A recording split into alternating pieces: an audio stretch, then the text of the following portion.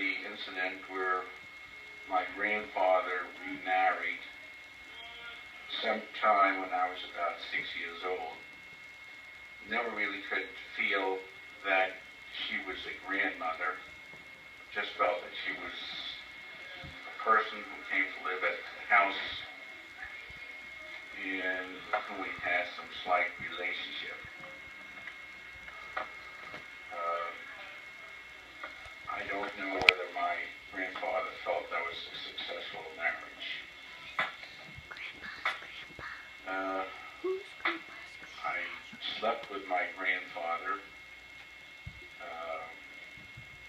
I think during the time that my mother came to the United States, and became very, very closely related to him. I remember the walks that we took on Sabbath afternoon after the Saturday dinner, Sabbath dinner, and after which we took a nap. I remember those things very fondly, and really loved my grandfather. Going back to my father, he, as I mentioned before, he died when I was a year and a half old. Never really knew him.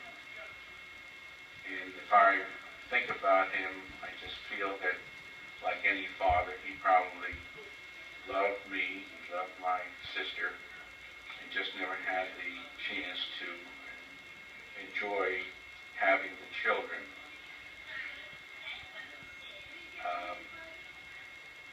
I believe he had one brother, and that is all. And he was born to his father, who was at the time of his birth, was in his 70s. And I only know this through my brother. In addition, my grandfather, his father, had gone to Poland, and this was to marry a girl from there, and this was his second marriage. This is about all I can relate to it on my father's side.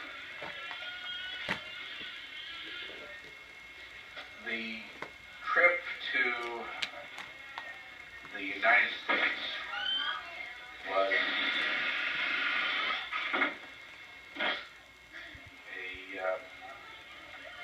thing to remember. I had experienced for the first time going on a railroad train.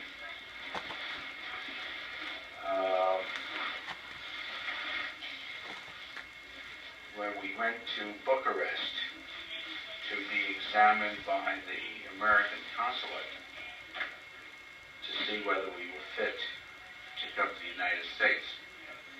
As a matter of fact,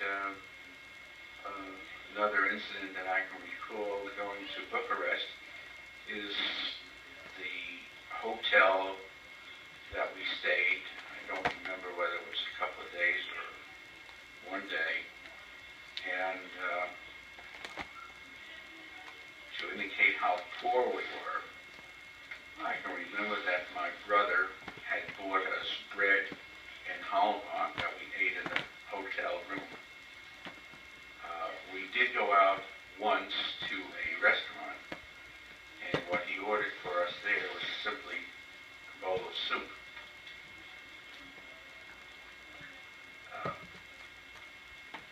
And I can remember also that we were probably very wild and that my brother didn't have a very easy time taking care of us in the absence of my mother. On the trip to the United States, we trained, let me start back, we got on an autobus in Signet, and that was the first time that I experienced being in a car car or a mechanical vehicle. Anyways, we called an auto bus, which took us to the train. The train took us to Hamburg, Germany, where we got on a boat. It was the Europa, which was the sister ship of the Bremen, the two largest liners ocean liners at that time.